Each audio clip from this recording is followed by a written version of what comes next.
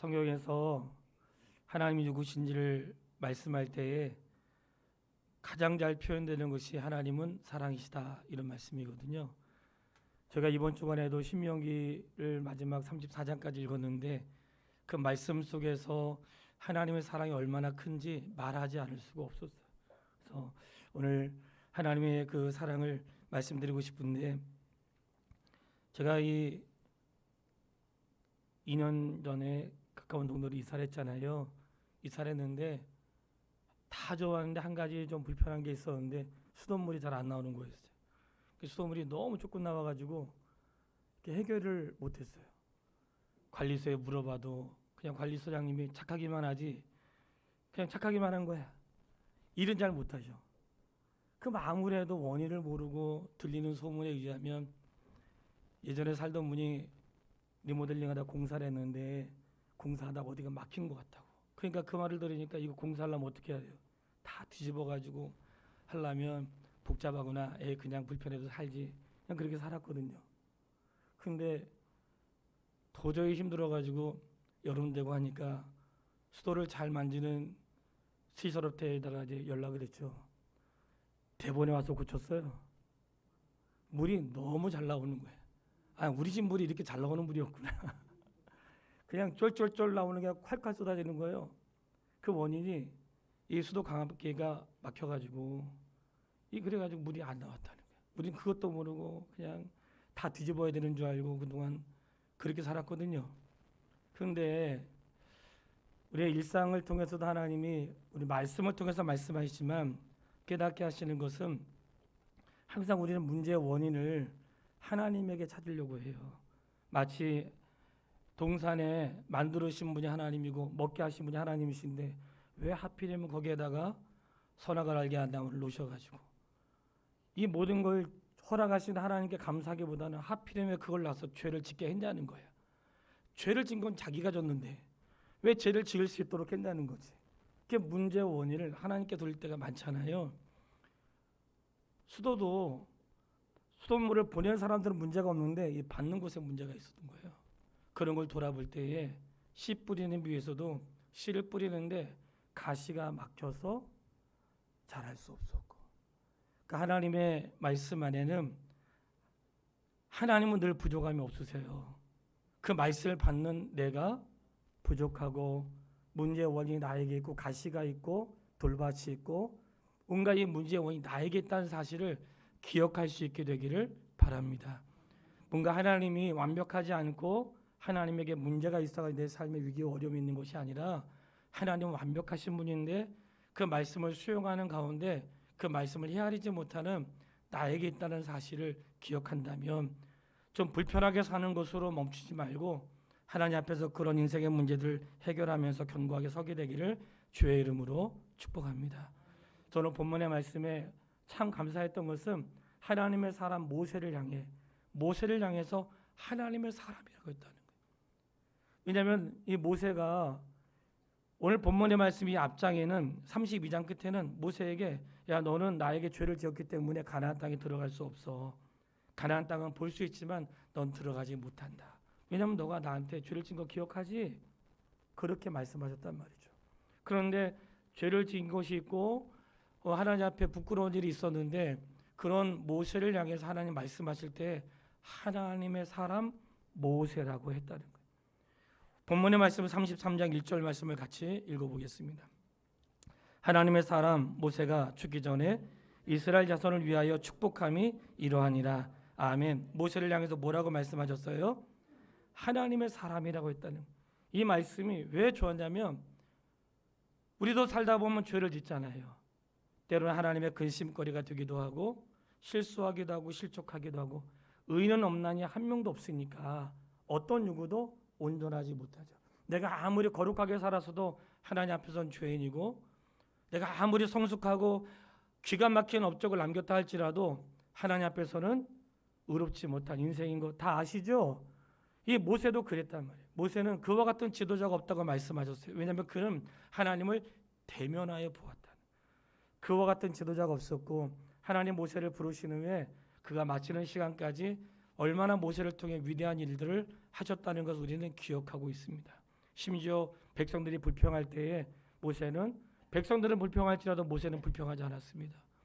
그리고 그 중에서 모세만 지도자가 될 수 있느냐, 우리도 지도자가 될 수 있다 하고 사람들이 반란을 일으켰을 때에도 모세는 원망하지 않고 하나님께 엎드렸어요. 인생의 문제 앞에 그가 하나님의 도우심을 구했던 것은 하나님을 만났기 때문이라는 거예요. 그러나 하나님을 만났고 그분의 음성 직접 들었던 모세도 실수할 때가 있고 하나님의 영광을 드러내기보다는 자신의 이름을 드러낼 때가 있어서 하나님은 그것을 기뻐하지 않았다는 거예요. 그런 모세를 향해서 하나님의 말씀은 이런 죄인아 이렇게 하지 않으시고 하나님의 사람 모세라고 말씀하셨다는 거예요. 이 말씀이 감사했던 것은 이 말씀 모세만 그런 것이 아니라 오늘 우리도 하나님의 사람으로 부르시고 하나님의 백성으로 나를 선택하셨다는 사실을 기억할 수 있게 되기를 바랍니다.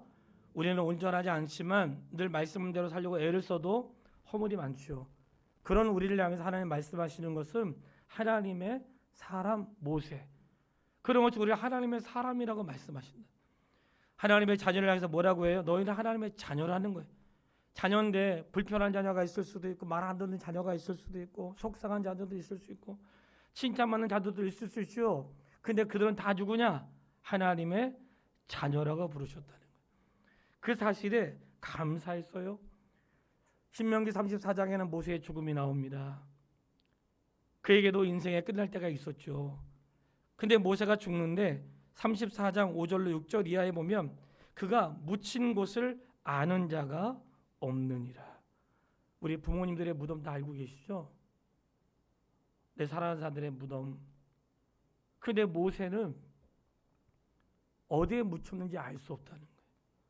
그저 그렇게 위대한 업적을 남겼고 이스라엘 백성을 애굽에서 인도한 그런 지도자였고 그와 같은 자가 없었는데 그런 모세의 무덤이 없다는 거예요.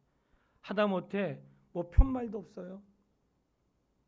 아예 그런 것들이 잊지 않도록 하나님 하셨다는 거예요. 여기에 우리에게 말씀하시는 중요한 하나님의 교훈을 들어야 됩니다. 이 모세가 위대한 업적을 남겼다 할지라도 모세는 하나님을 위해서 말할 때 하나님의 위대하심을 선포하고 자신을 자랑하지 않았다는 거예요. 어떠한 업적을 남겼다 할지라도 그 업적을 이루신 분이 하나님이셨기 때문에 하나님은 모세의 무덤이나 모세의 죽음을 기억하지 못하게 하시고 오히려 모세를 통해 말씀하셨던 하나님의 말씀을 기억하게 하셨다는 거예요.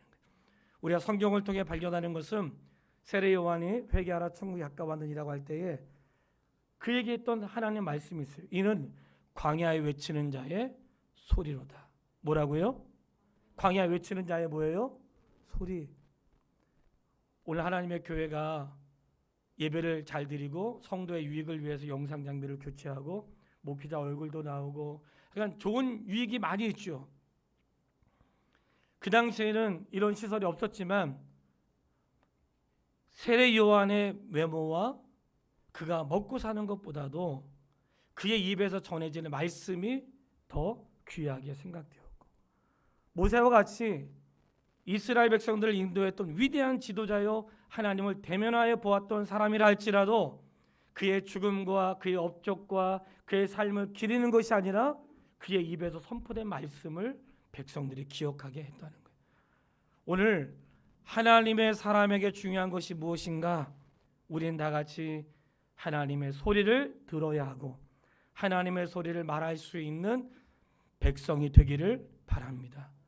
하나님이 그들의 업적을 아무것도 아닌 것처럼 여기신 것이 아니라 그의 삶을 너무나 귀하고 중요하고 업적을 남겼지만 그 업적이 아니라 모든 삶을 인도하신 분은 하나님이었다고 합니다. 그러니까 하나님의 사람이라고 부르신 그 모세를 통하여 하나님에게 교훈하시는 것은 그의 무덤은 없어도 그를 통하여 증거된 말씀이 기록되어 있고 그의 삶의 업적은 남겨지지 않았지만 그를 통해 이루신 하나님의 위대한 역사가 기록되어 있으니 우리가 하나님의 말씀에 귀를 기울이고 어떤 외모와 태도가 아니라 그분의 말씀을 소리낼 수 있는 하나님의 사람이 되어야 할 줄 믿습니다. 하나님의 교회가 여러 모양으로 꾸미고 가꾼다 할지라도 우리가 절대로 잊지 말아야 될 사실은 그 소리를 들어야 한다. 근데 이 하나님이 모세를 통해서 이스라엘 백성을 축복하는 말씀이 기록되어 있어요. 앞장에 있는 32장은 모세의 노래, 모세의 어떤 업적을 하나님을 향한 노래로 기록한 것이고, 그리고 오늘 33장은 이스라엘 백성을 향한 하나님 마음을 모세의 기도를 통하여 축복하시는 것을 보게 돼요. 이스라엘 백성을 축복하시는데, 축복하기 전에 우리를 축복하시는 분이 누구신지를 먼저 말씀을 한 거예요. 나를 축복하시는 분이 누군가? 그 말씀을 하시는데 그 말씀이 33장 2절 말씀이에요. 우리 같이 읽어보겠습니다. 그가 일러스되 여호와께서 시내산에서 오시고 세일산에서 일어나시고 바란산에서 비추시고 일만 성도 가운데 강림하셨고 그의 오른손에는 그들을 위해 번쩍이는 불이 있도다. 아멘. 하나님 말씀하시는데 하나님이 시내산에서 오시고 세일산에서 일어나시고 바란산에서 비추시고 일만 성도 가운데 강림하셨다는.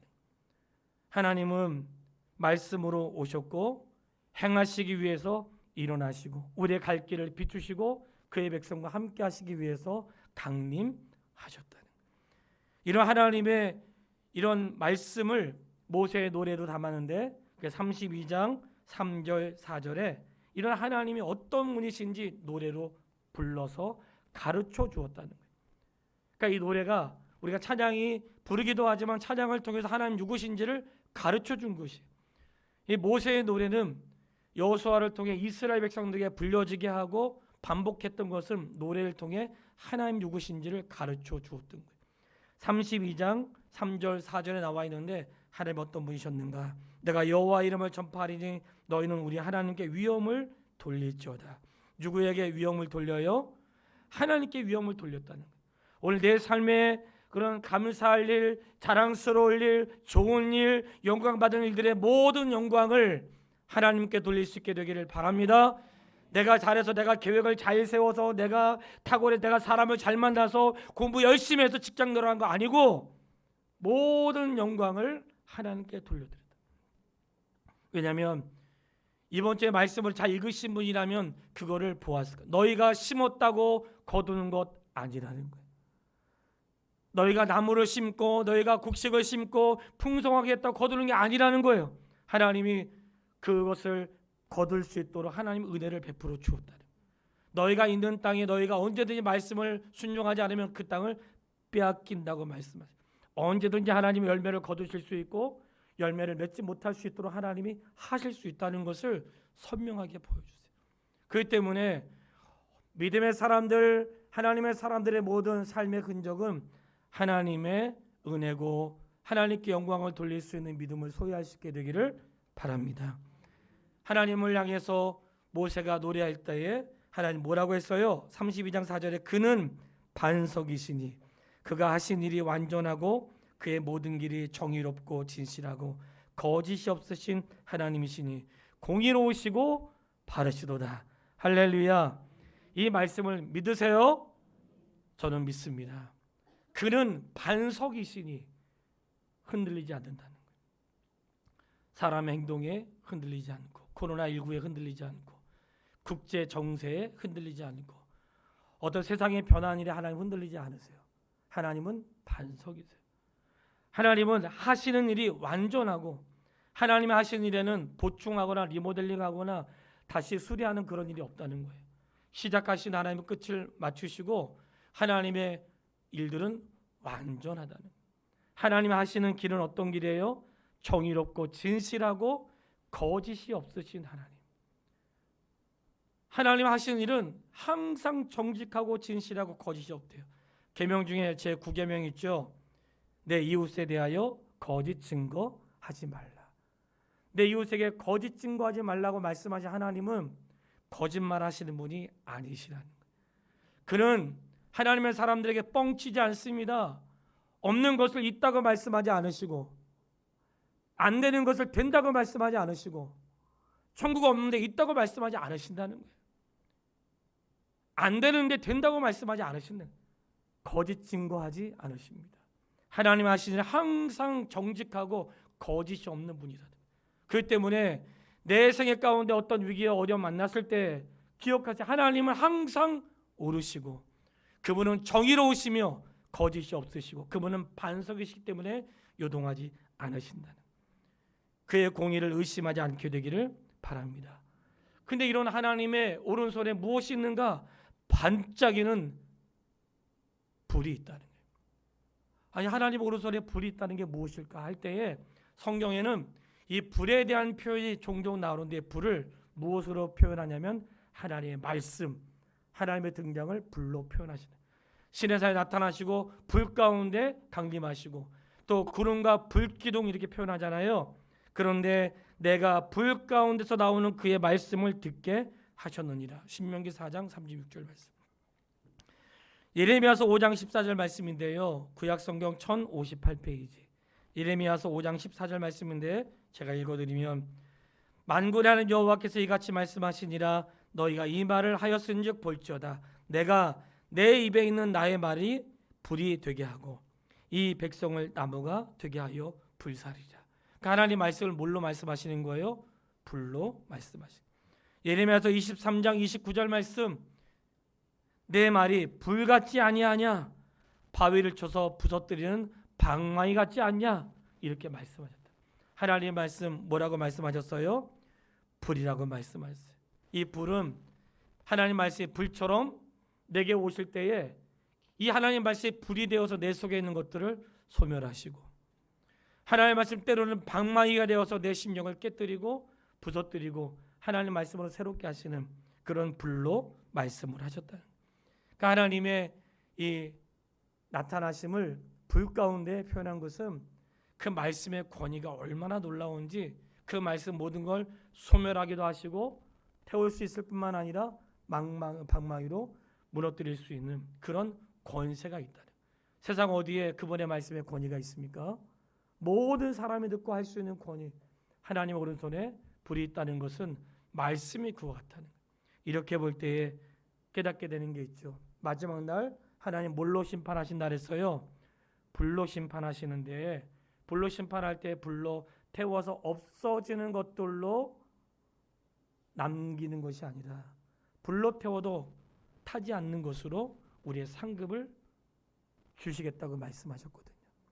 그러니까 하나님의 말씀이 불인데 우리가 불 그러면 불로 웬만한 거 다 타잖아요. 근데 불로 태워지지 않는 게 있단 말이지. 성도에게 하시는 말씀은 우리가 이 땅에 살아가는 날 동안 불로 태워도 태울 수 없는 그것으로 살아가고 불로 태워도 태울 수 없는 것이 진짜 남겨진 것이라는 거예요. 성도가 이 땅에 남겨진 상급이 그런 거라는 거예요. 하나님을 향한 믿음으로 견고하게 서게 되길 바라고요. 이런 하나님의 위대하심을 선포하면서 그 하나님이 바로 여러분들을 사랑하십니다. 이렇게 말씀하신 거예요. 하나님 나를 사랑하는 분이 시시하고 째째한 분이 아닌 거예요. 시원찮은 분이 나를 사랑하는 게 아니고 그런 하나님이 나를 사랑하신다는 거예요. 그래서 오늘 33장 3절 말씀에 하나님 여호와께서 백성을 사랑하시나니 모든 성도가 그의 수중에 있으며 주의 발 아래에 앉아서 주의 말씀을 받는도다. 이 말씀을 기억하면서 말씀을 들으세요. 하나님 우리를 어떻게 하세요? 사랑하세요. 하나님의 마음은 사랑인 것을 믿으세요. 우리를 향한 하나님의 마음은 사랑인 거예요. 그래서 우리는 어떤가 할 때에 아까 32장의 노래 가운데 백성들이 어떤 사람인지 너무 잘 말씀하고 있어요. 제가 몇 구절 읽을 거예요. 32장 5절 말씀. 그들이 여호와를 향하여 악을 행하니 하나님의 자녀가 아니요 흠이 있고 삐뚤어진 세대로다. 어떤 세대예요? 흠이 있고 삐뚤어진 세대였다. 그들은 여호와 앞에 악을 행하고 흠이 있고 삐뚤어진 세대였어요. 32장 6절. 어리석고 지혜 없는 백성아 여호와께 이같이 보답하느냐. 그는 내 하나님이시요 내 아버지시요 너를 지으신 이가 아니시냐.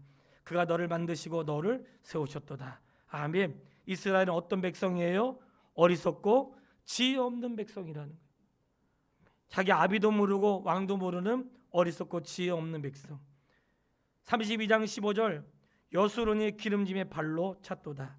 내가 살찌고 비대하고 윤택하며 자기를 지으신 하나님을 버리고 자기를 구원하신 반석을 업신 여겼도다. 이스라엘 백성 누군가? 하나님을 업신 여긴 백성들. 어떻게 업신 여겼는가? 등 따뜻하고 배부르니까 하나님 발로 찼다는 거예요. 하나님 발로 차고 하나님 업신여긴 자를 많습니다. 32장 20절 그가 말씀하시기를 내가 내 얼굴을 그들에게 숨겨 그들의 종말이 어떠함을 보리니 그들은 심히 패역한 세대요 진실이 없는 자녀임이로다. 이렇게 이스라엘 백성을 향해서 뭐라고 말씀하세요? 흠이 있고 삐뚤어진 세대, 어리석고 지혜 없는 백성, 하나님을 업신여기는 백성, 패역하고 진실이 없는 자들. 이게 이스라엘 백성들의 현재 모습이라는 거예요.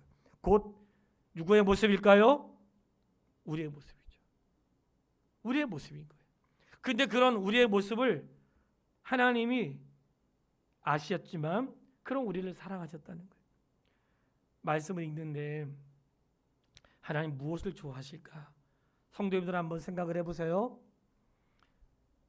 우리는 이 창세기, 출애굽기, 레위기, 신명기를 모세오경이라고 하는데 그 가운데 하나님의 절기를 지키라는 말씀이 있고 절기 때는 빈손으로 나오지 말라는 말씀도 있어요. 우리가 생각할 때 또 빈손으로 나오지 말래. 부담될 수 있죠. 근데 하나님 빈손으로 나오지 말라는 거예요. 근데 그 말씀의 중심에는 그건 그들의 재물을 원하시는 걸까? 생각할 수 있죠. 근데 하나님이 선명하게 말씀하시는데 32장 9절 말씀을 다 같이 읽어보고 싶어요. 32장 9절 다 같이 소리내서 읽겠습니다. 여호와의 분깃은 자기 백성이라 야곱은 그가 택하신 기업이로다. 아멘. 하나님의 분깃은 뭐라고요? 하나님의 분깃은 나라는 거예요. 하나님 우리에게 너희가 나올 때 재물을 가지고 오라고 했지만 하나님 원하시는 뭐예요? 나를 원하시는 거예요. 하나님 나를 원하셨던 거예요. 나는 너가 나의 분깃이라는 거예요. 우리가 하나님을 사랑할 때 하나님을 사랑하는 것이 아니라 하나님이 주시는 혜택을 사랑하는 자들도 있을 수 있겠죠. 그런데 사람을 사랑할 때 그를 통해서 받는 윤택함이나 그를 통해서 되어지는 어떤 삶의 일들이 아니고 그 사람을 사랑하는 거거든. 그 사람을 사랑하니까 힘들어도 참고 그 사람을 사랑하니까 위기를 나와도 견디고 그 사람을 사랑하니까 사명을 알고 가는 거잖아요. 근데 우리가 사람이 아니라 그 사람으로부터 어떤 혜택을 사랑했다면 그 혜택이 없어지는 순간 원망과 불평과 헤어질 수 있고 뭔가 인생에 있을 수 없는 일들이 막 일어나는 거죠. 이렇게 생각한다면 하나님 우리를 사랑하실 때 뭘 사랑하신 거예요? 나의 재능과 나의 은사와 내게 있는 선물과 내게 있는 모든 다양한 세상에 자랑할 만한 것들을 사랑하신 것이 아니라 뭘 사랑하셨어요? 나를 사랑하셨어요. 나를 사랑하신 거예요. 나를 사랑하신 거예요. 그가 하나님을 향해서 살아갈 어떤 업적, 위대한 업적과 위대한 일들과 그가 하나님을 경외함을 통해서 이룰 수 있는 수많은 일들을 바라보면서 살아간 것이 아니고 그는 패역한 백성이요 하나님을 거역한 자요 진실함이 없고 분별할 수 없는 그런 백성이었다. 그런 나를 사랑하신 거예요. 하나님은 우리를 사랑하실 때 나를 사랑하시는 거예요. 우리는 하나님 나를 사랑할 때 나의 외모나 나의 재물이 나의 재능을 사랑한다고 생각하면 안 돼요. 하나님은 나를 사랑하세요. 그렇다면 이런 고백 앞에 하박국의 고백이 얼마나 귀한지 깨닫게 되는 것이죠. 하박국 3장 17절로 18절 우리가 잘 알고 있는 고백이에요. 비록 무화과나무가 무성하지 못하고 포도나무에 열매가 없으며 감람나무에 소출이 없으며 우리의 양이 없고 외양간에 소가 없을지라도 나는 여호와로 말미암아 즐거워하며 나의 구원의 하나님을 기뻐하리로다. 할렐루야. 그런 고백이죠. 하나님, 우리가 하나님으로 인해서 기뻐하는 것이지 하나님이 주시는 것 때문에 기뻐하는 것은 아닙니다. 이게 하박국의 고백이었는데 우리의 고백이 되기를 바랍니다. 그렇기 때문에 우리가 주의 길을 갈 수 있는 거예요. 하나님이 좋기 때문에 그분의 말씀이 좋아서 가는 거예요. 살다가 어려울 수 있죠. 어렵지만 내가 그 사람을 사랑한 거잖아요. 그 사람이 좋고 그 사람과 함께하기 원하고 그러니까 그 어려움을 이겨나가는 거죠. 하나님이 나를 사랑하셨기 때문에 마치 이스라엘 백성처럼 패역하고 기억하지 못하고 맨날 그냥 행하는 것은 하나님의 근심거리였지만 하나님이 나의 태도가 아니라 나 자신을 사랑하셨기 때문에. 그렇기 때문에 나를 끝까지 붙드시고 인도하셨던 하나님의 은혜가 있었다는 것을 기억할 수 있게 되기를 바랍니다. 그렇다면 우리가 하나님을 향하여 살아갈 때 좀 이제 마음을 하나님이 주시는 혜택이 아니라 하나님 자신을 사랑하고 하나님을 경외할 수 있는 자리까지 이룰 수 있게 되기를 바랍니다. 하나님 이어서 말씀하세요. 신명기 33장 3절 모든 성도가 그의 수중에 있으며. 감사하죠. 모든 성도가 그의 수중에 있으며. 믿음 좋은 사람만 하나님 수중에 있는 것 아닙니다. 직분자들만 하나님 수중에 있는 거 아니에요. 모든 성도가 하나님의 수중에 있다는 거예요. 이스라엘 백성의 삶은 너무나 비참했지만 그들을 끝까지 놓지 않으신 분은 하나님이셨어요. 모든 성도가 하나님의 수중에 있다는 것은 하나님은 끝까지 우리를 하나님께로 인도하신다는 말씀이고 우리는 하나님 안에 있다는 사실을 다시 한번 고백하게 되는 것입니다. 우리가 하나님 안에 있다는 사실을 믿고요. 우리는 하나님의 손에 붙들린 자라는 것을 꼭 기억할 수 있게 되길 바랍니다. 모든 성도는 그의 수중에 있대요. 그러니까 내가 그분을 붙잡으면 우리 알잖아요. 힘이 없으면 놓칠 수 있고 떨어질 수 있잖아요. 내가 붙잡는 게 아니고 하나님이 나를 붙들고 계시기 때문에 내가 손을 놓아도 나는 떨어지지 않고 내가 힘이 빠져도 그분의 힘은 쇠하지 않으신다는 거예요. 그렇기 때문에 우리가 하나님의 수중 안에 있다는 것은 나의 문제가 아니로 하나님의 사랑이요 보호하심이었고 오히려 우리는 어디에 있는가? 이런 말씀 들어봤죠? 하나님 보호자 우편에 앉으사. 우리를 주님 우편에 앉게 하신대요. 그런데 이 땅에서는 어떻게 앉는가? 이 땅에서는 주님의 발 아래에 앉아야 된다는 거예요. 이어서지는 말씀이 그것이죠. 33장 3절 이하에 주의 발 아래에 앉아서 주의 말씀을 받는도다. 저는 우리가 늘 주의 말씀 아래 앉아서 그분의 발 아래에서 하나님 말씀을 듣는 자로 서게 되기를 바랍니다. 우리가 있어야 될 자리는 항상 주님의 발 아래고요. 마리아가 예수님을 초청했을 때에도 잔치도 중요했지만 예수님은 그가 말씀을 듣는 것을 기뻐했어요. 그러니까 목회자를 초청하거나 어떤 잔치를 할 때에도 잔치의 이유가 있지만 내게 말씀하시는 소리의 귀를 기울일 수 있는 하나님의 사람이 된다면 얼마나 더 기뻐하실까요? 우리가 이러한 하나님의 말씀 앞에 있을 때에 그분의 발 아래서 말씀을 들었다는 거예요. 사랑하는 성도 여러분, 이미도 밴드에 올려진 말씀을 통해서 전했지만 하나님 말씀 어떻게 들어야 될까요? 우리 30장 2절에 하나님 말씀을 들을 때에 마음을 다하고 뜻을 다하여 여호와의 말씀을 청종하면 그랬어요. 따라서 한번 해볼게요. 청종하면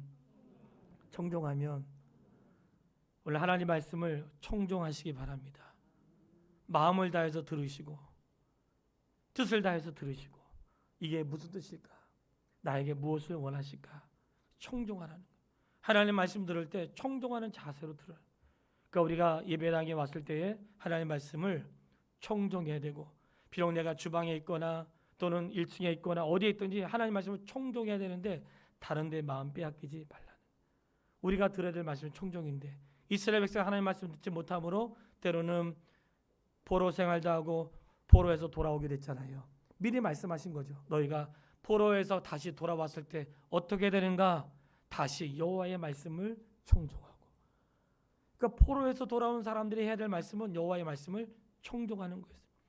이런 말씀을 볼 때에 우리 삶 가운데 어떤 일이 있든지 하나님 말씀을 하나님 말씀에 귀를 기울이고 청종할 수 있게 되기를 바라고요. 내가 다시 돌아왔을 때에도 내가 들어야 될 말씀이 하나님 말씀이라는 것을 기억할 수 있게 되기를 바랍니다. 근데 이 말씀을 명하실 때에 이 말씀을 명하실 때 하나님께서 하신 말씀은 너희에게 헛된 일이 아니니라. 너희가 이 말씀을 지키는 것이 너희에게 헛된 일이 아니라. 하나님은 우리에게 명하신 모든 말씀이 헛되지 않게 하세요. 성도가 믿는 모든 말씀은 헛되지 않습니다. 우리의 가는 길 헛되지 않고요. 성도의 수고 헛되지 않고요. 성도의 헌신, 성도의 믿음, 성도가 주 앞에 드렸던 모든 삶은 헛되지 않습니다. 이것은 반드시 이루는 것이고 맺혀지는 거란 말이죠. 지난주 수요일 날 예배를 드리고 내려가는데 우리 뒤에 화분이 있잖아요. 근데 권사님이 목사님 여기 꽃이 폈어요. 얼마나 예쁜지 보세요. 그래서 그냥 올라다니기만 했지 꽃이 핀 걸 못 봤어요. 이 화분에 꽃이 피었는데 참 예쁜 꽃이 폈더라고. 어쩌면 조그만데 왜 이렇게 예쁜지 말이죠. 그리고 생각을 했어요. 처음에 이 화분에는 꽃이 없었어요. 보이질 않았어. 그냥 풀떼기만 있었어. 근데 이게 지나다 보니까 풀만 자라는 게 아니고 세상에 거기에 꽃이 피네. 저는 우리에게 주어질 믿음이 그렇다고 믿습니다. 지금은 아직은 보이지 않고 숨겨져 있고 드러나지 않지만 어느 날 꽃이 펴서 생명이 있다는 것을 보여주었단 말이지. 신앙의 꽃은 부활이고 우리 눈에 선명하게 보이지 않아도 생명의 씨앗이 있기 때문에 반드시 우리는 부활의 열매를 맺게 될 것입니다. 그렇기 때문에 그러한 하늘의 기대와 소망을 가지고 살아야 한다는 거예요.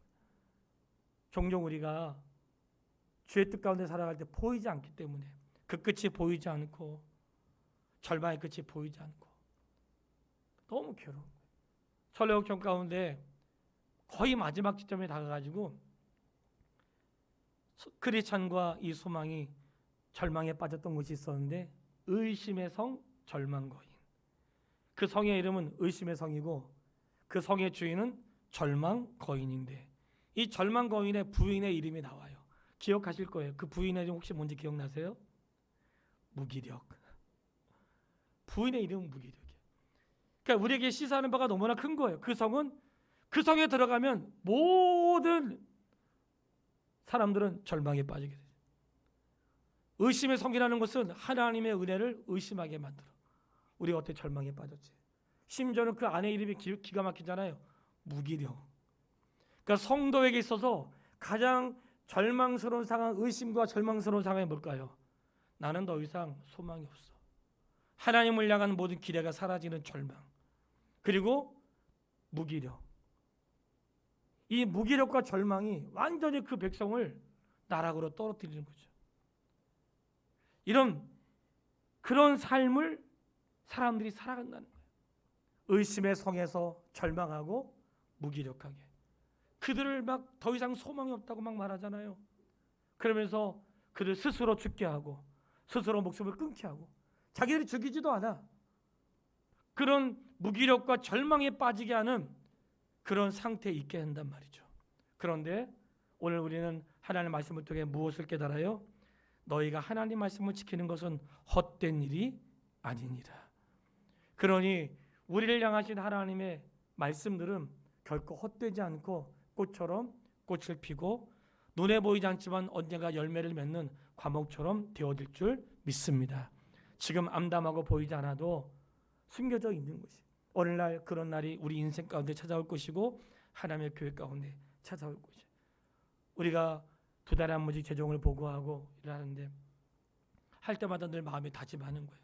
오늘도 기도했지만 하나님, 우리가 하늘의 소망을 두고 살아간다고 하면서 실제는 땅에 소망을 두고 사는 사람처럼 목사와 교회가 그렇게 살지 않도록 해주십시오. 하늘의 소망을 두었다면 우리의 재정이 하늘의 소망을 둔 자처럼, 나의 삶이 하늘의 소망을 둔 자처럼 살아가고 교회가 결정하고 행하는 것이 마치 이 땅에 소망이 있는 것처럼 사는 게 아니라 하늘의 소망이 있는 것처럼 살아갈 수 있도록 기도하게 된단 말이에요. 성도가 하늘의 소망을 두고 살아간다면 이 땅에 잠시 열매가 보이지 않고 꽃이 보이지 않아도 언젠가 씨앗이 자라서 열매가 맺을 것을 기대하면서 내가 수고하고 걷는 믿음의 모든 삶이 헛되지 않을 것이라는 약속의 말씀을 쫓아 사는 하나님의 사람 되기를 주의 이름으로 축원합니다. 그 하나님 우리가 말씀하시는 거, 여수론이요 너에게 왕이 있으니, 여수론은 이스라엘 백성들을 향하여 여수론이라고 말하는 것인데 여수론은 의로운 자, 거룩한 백성 이런 뜻이거든요. 이스라엘 백성을 향해서 의로운 자라고 말씀하시는 거예요. 그게 너희에게 왕이 있는데 이 말은 너희가 다스리는 나라가 아니라 왕의 통치를 받는 그 나라에 너희는 백성인데 너희가 왜 의로운 양가? 하나님은 의로우신 분이기 때문에 그 나라의 백성이 의롭다는 거예요. 이스라엘 백성을 향하여 의롭다고 말씀하시면서 그들에게 축복하시는데 저는 그 말씀이 너무나 좋았어요. 그래서 칼럼에 요약해서 12지파에게 했던 말씀을 칼럼에 다 담았어요. 뭐 다른 걸 쓸 수가 없었던 거예요. 쓰고 싶은 말을 담아낼 수가 없어요. 하나님 말씀을 대신해서. 아브라함도 그랬지만은 야곱도 그의 생애 마칠 때에 12자녀에게 축복을 했습니다. 하나님의 예언의 말씀을 한 것이죠. 모세도 생애를 마칠 때에 12지파에게 축복을 했는데 이 축복의 내용이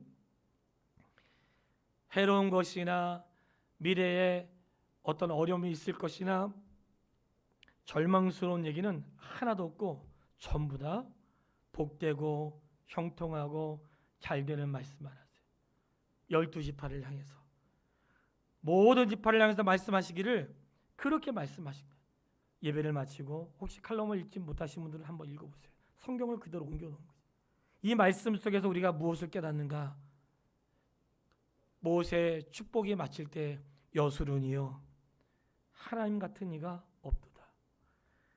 그가 너희를 도우시려고 하늘을 타고 궁창에서 위엄을 나타내신도다. 그러니까 이스라엘을 향한 하나님의 마음을 보면 우리를 향하신 하나님의 마음을 알게 된다는 거예요. 이스라엘을 향한 하나님의 마음은 사랑이었고 그들의 결국은 복되고 형통하고 그리고 장막에 있는 즐거움이 있고 사자에 씻기고 땅을 차지하고 피하지 않는 그들의 삶에 복을 주신 것은 오늘 하나님의 사람들을 향한 약속의 말씀으로 받으시기를 바랍니다.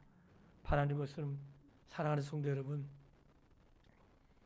하나님이 모세를 향해서 하나님의 사람이라고 말씀하신 것처럼 허물과 죄로 가득한 우리지만 우리를 향해서 하나님의 사람이라고 말씀하시네. 그것은 우리의 탁월함이 아니라 말씀드렸던 것처럼 우리는 이스라엘처럼 부패하고 거역하고 분별하지 못한 자들이었지만 그런 나를 사랑하신 거죠. 하나님은 정말 나를 사랑하세요. 나를 사랑하세요. 나의 조건과 그 외 것들을 사랑하시는 게 아니에요. 우리가 종종 그런 거 놓치면 안 됩니다. 내가 은사가 많다고 자랑거리가 많다고 내가 뭘 잘한다고 그걸 사랑하시는 게 아니에요. 하나님은 나를 사랑하셔서 나를 그의 분깃으로 삼으셨다는 사실을 기억하시고 그렇기 때문에 죄와 허물이 있음에도 불구하고 우리를 가나안으로 인도하시고 하나님 나라에 인도하신 것은 나의 형편이 아니라 나를 사랑하셨기 때문인 것을 깨닫게 되는 것이에요. 하나님은 이스라엘 백성을 사랑하시듯이 나를 사랑하신다는 사실을 믿으세요. 하나님 같은 분이 없고 그 하나님이 나를 사랑하시고 내게 복을 주시는 이 은혜를 잊지 않게 되기를 주님의 이름으로 축원합니다. 찬송 같이 하고 싶어요. 찬송가 304장. 그 크신 하나님의 사랑. 찬송가 304장 같이 찬양하겠습니다.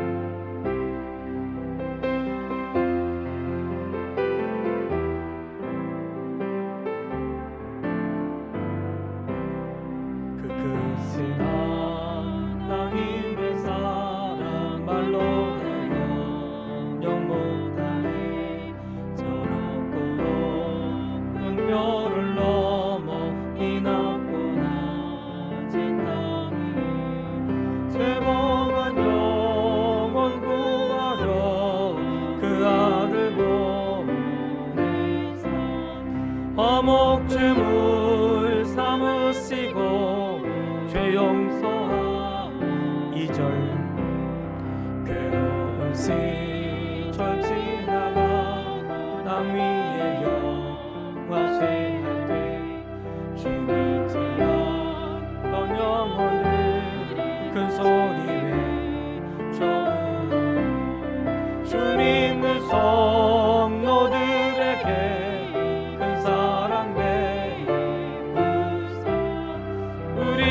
죄 사했으니 그네이 하늘을 두루마리 삼고 하늘을 두루마리 삼고 바다를 몸을 삼아도 하나님의 사랑 따기로 갈 수 없겠네. 하나님의 크신 사랑 그 어찌나 좋아